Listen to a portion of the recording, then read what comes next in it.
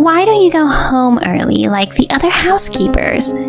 You've been looking eager to leave all this time. You're such a terrible woman. My mother-in-law and sister-in-law started bothering me at a time when my husband and uncle-in-law aren't around. I'm sure they got angry from their exchange with my uncle-in-law earlier. They approached me to take out their frustrations. My mother-in-law and sister-in-law are freely saying whatever they want and laughing with a smirk. When I used to go to take care of my father-in-law, I would be cautious not to provoke my mother-in-law and sister-in-law, but I no longer need to tolerate it. I don't mind, but on the other hand, but are you sure you're okay? My name is Fiona. I'm a 32-year-old housewife. I have been married to my husband Ethan for 6 years. However, we still don't have any children, and it's just the two of us living together. Ethan has always been busy with work and frequently goes on business trips. But when he is home on weekends, he helps with household chores, treats me to his special cooking, and values our time together. He always remembers special occasions like anniversaries and makes reservation without working overtime on those days. He takes me to high-end restaurants. Even after getting married, he is truly a gentleman and a wonderful person, almost too good for me. I believe my husband must have a personality similar to my father-in-law. He has a calm demeanor, is kind, and possesses a reliable and masculine side that I can rely on. Moreover, I think my husband and father-in-law are alike in that they have a bright and friendly personality, which attracts people around them. I used to work in caregiving before getting married, but when my husband had to relocate for work and proposed that I come along, I decided to quit my job. Although it would have been possible to search for a job in the new location, which happens to be my husband's hometown, my husband told me, "The cost of living here is low, so it would be better for you to take a break and relax without working." So I decided to take his words to heart and indulge in this opportunity. And so I devoted myself to the role of supporting my husband as a homemaker, taking care of household chores. Even so, my husband helps with the housework and never complains about my chores. So, it's truly enjoyable. Since my husband earns a good income, we don't face financial difficulties, and we lead peaceful and happy days. However, amidst such circumstances, one day an event occurred that suddenly changed our situation. "Fiona, it seems like Dad collapsed and was taken to the hospital." What? It seems that my father-in-law suddenly collapsed at home and was taken by an ambulance. I hurriedly got into the car and headed to the hospital. Fortunately, my father-in-law survived, but he broke his leg when he fell down the stairs during the collapse. Considering his old age, we were told that he would need to use crutches or a wheelchair for daily life. My husband and I discussed how we were just grateful that he was alive. Afterward, while my husband went to make a phone call at his workplace, I overheard a conversation between my mother-in-law and sister-in-law. "He's a real pain in the ass. It's so annoying that he's staying in our house for free, and now he can't live alone anymore. It's seriously annoying. And on top of that, there are various expenses involved in caregiving, right? Our potential inheritance will also decrease, won't it?" I accidentally encountered them while they were whispering to each other. I pretended not to hear and tried to pass by, but my mother-in-law called out, "Wait a moment," and stopped me. "Fiona, if I remember correctly, you used to work in the caregiving profession, right? Won't you take care of your father?" "Huh? Well, it's true that I used to work in the caregiving profession, but it's been 6 years since I quit. And I can't guarantee that I can do it as well as before. If you're considering caregiving at home, it's important to rely on professionals who can handle it properly. Alternatively, you could consider placing him in a care facility." When I mentioned this, both my mother-in-law and sister-in-law had very displeased expressions on their faces. "That won't do. You're more of a professional, so it should be enough. Exactly. It would be easier for Dad to have someone experienced taking care of him. Or do you dislike taking care of him for some reason? How awful. So Ethan's wife is such a cold-hearted woman. They tried to portray me as a villain when I refused their request. My mother-in-law and sister-in-law were trying to make me look bad.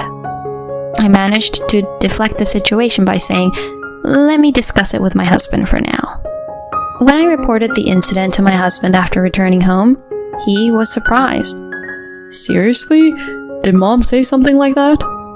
It would be a burden on Fiona, so it's better to ask for caregiving. I was relieved that my husband said that. And then my husband called my mother-in-law and told her that I wouldn't be providing caregiving. However, my mother-in-law opposed it. "What are you saying? It costs money to ask for caregiving." Well, we don't have that kind of money, such as Dad's retirement fund.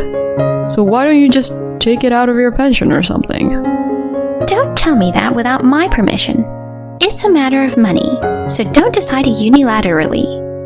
In the end, we couldn't make a decision over the phone, so we decided to go to my in-laws' house on another day and have a discussion with my mother-in-law and father-in-law, the four of us, together. My father-in-law will be discharged from the hospital soon and will return home, so we need to decide quickly. However, the discussion at my in-laws' house proved to be difficult. Dad also said it's okay to hire a caregiver, so we won't let Fiona take on the caregiving. Don't joke around. That person completely entrusts me with the financial management and doesn't understand anything. I manage the household finances as a full-time homemaker to ensure everyone can live properly. According to my calculations, we can't afford to hire a helper.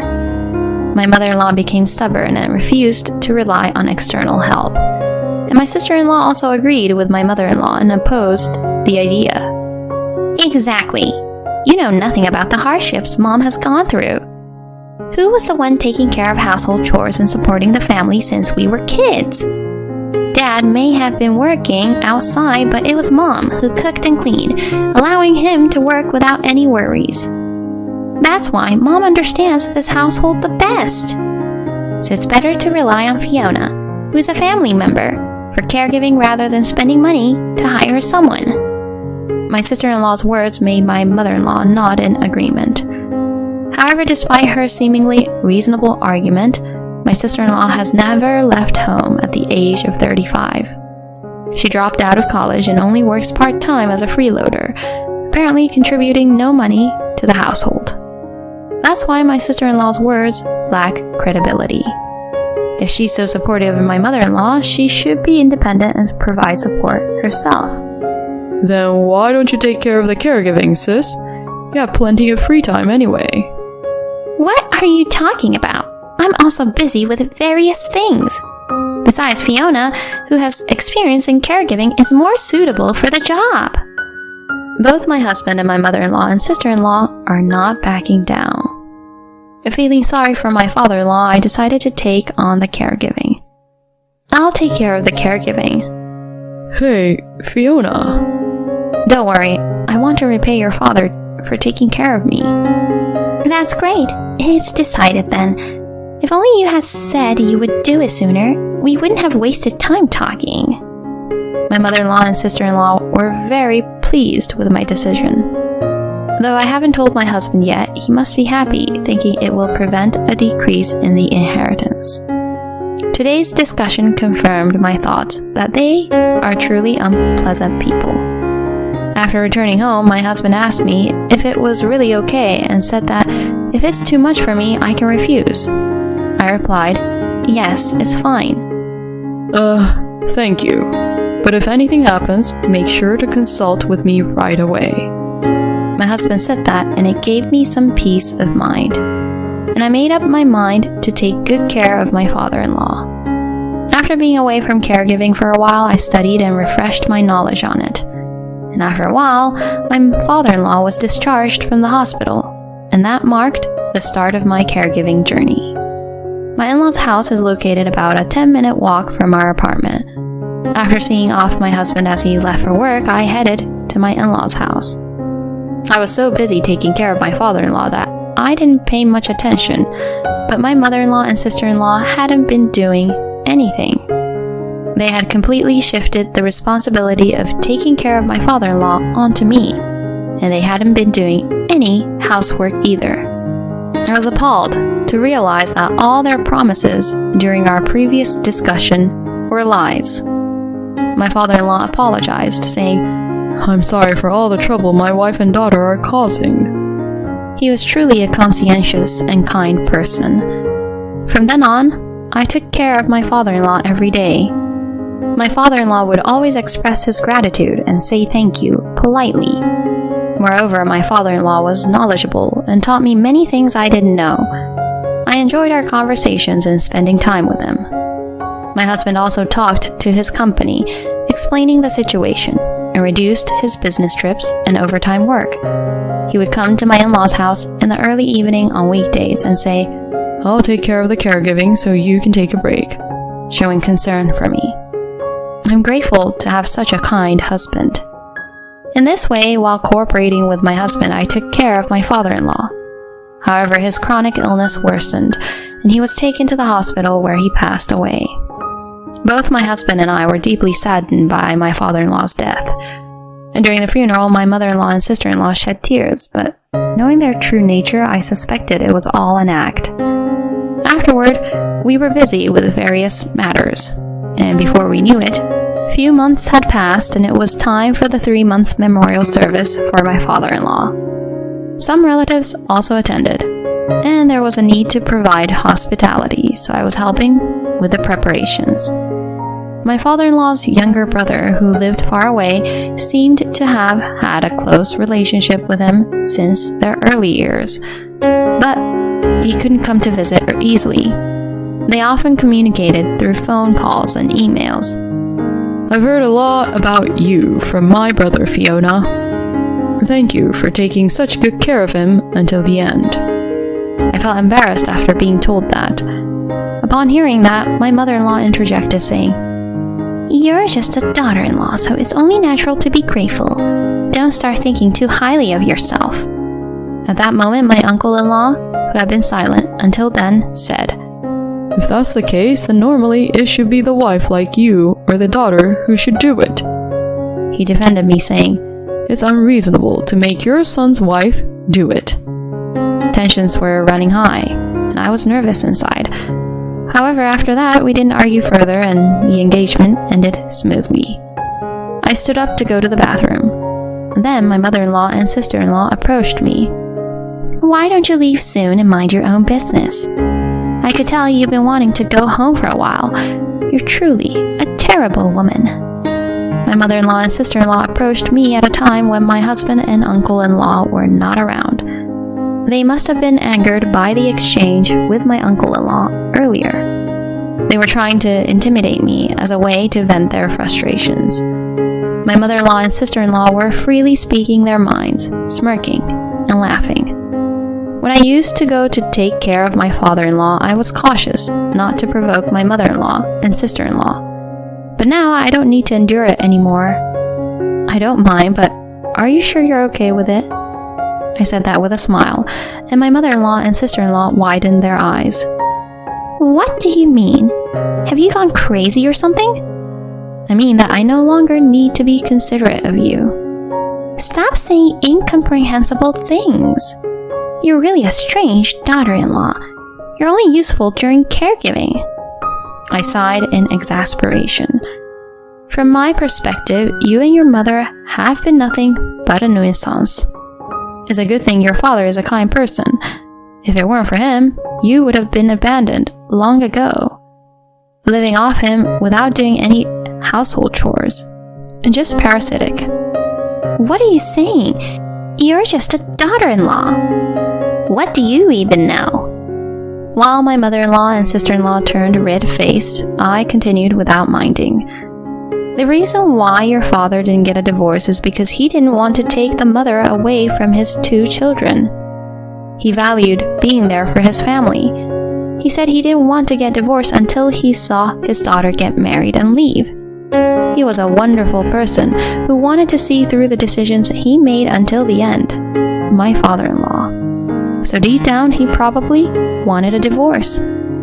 During the time I was taking care of my father-in-law, my mother-in-law and sister-in-law often went out together, and in those moments when they were unaware, my father-in-law would confide in me and tell me everything.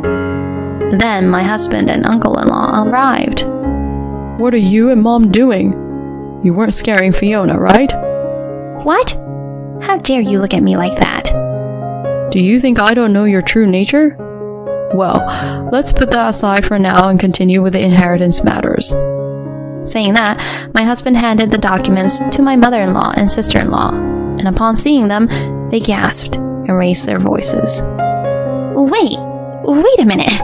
Why is that amount so little? Certainly, the amount written in the documents was surprisingly small, considering that my father-in-law worked for a major company. At that moment, my uncle-in-law spoke up. My brother. He knew everything about how you treated him as an inconvenience behind his back, and that you've been home all these years just to get his inheritance. Still, he believed and waited, hoping that one day we could all feel a sense of family bond. But you kept getting more and more arrogant, doing whatever you pleased. It seems like you harbor even more disdain for my brother and spoke ill of him incessantly. It appears that you even said things like "die quickly" right in front of my sister, thinking she was asleep. My brother heard everything. My mother-in-law was bloodthirsty at my uncle-in-law's words. That's why my brother decided to leave only the legal share for you and transfer the rest to Ethan and Fiona. My mother-in-law and sister-in-law were speechless. So that means we'll only have this measly amount in that house left? In response, my husband said in an exasperated tone, What do you mean by measly amount? Be grateful that you still have some money left. And as for that house, I'll be inheriting it, so both you and my sister need to leave. What? You're planning to kick us out? Are you really going to evict your own family? Shut up. I'm angry at how both of you treated Dad like that. I don't consider you as family anymore. I'm cutting ties with you, and from now on, you're complete strangers to me. Strangers are not welcome in my house. My husband's rare outburst surprised my mother-in-law and sister-in-law, and they understood the dire situation they were in, their faces turning pale. From then on, both of them desperately apologized to my husband and sought his help, but he never forgave them. Subsequently, my husband resorted to legal measures to force my mother-in-law and sister-in-law to leave. To ensure they wouldn't come barging in, we also decided to move. We blocked all contacts with them, so we would never meet or speak to them again, bringing peace into our lives. Apparently, my mother-in-law and sister-in-law went around seeking help from relatives, but no one was willing to assist them, because everyone knew how they treated my father-in-law. According to what I heard, they rented a cheap apartment, and both started working part-time, but their habit of overspending only increased their debts. Well, I no longer care about their situation. On the other hand, my husband and I continued to live happily together. And guess what? I got pregnant. After 7 years of marriage, when we had almost given up, it was truly a joy to conceive a baby. We will continue to live as a loving couple and raise our unborn child together, fulfilling my father-in-law's dream of a happy family. We are determined to embody the happiness of a family. The mother-in-law and sister-in-law are truly like parasites, and that's infuriating. If they were being supported, they should have been more grateful to her father-in-law. Well, in the end, they were abandoned by everyone and forced into a life of poverty. So it felt like they got what they deserved. As for Fiona, please continue to enjoy your wonderful husband and the days of happiness ahead. Thank you for watching until the end. If you liked the video, please consider subscribing to the channel. See you in the next video.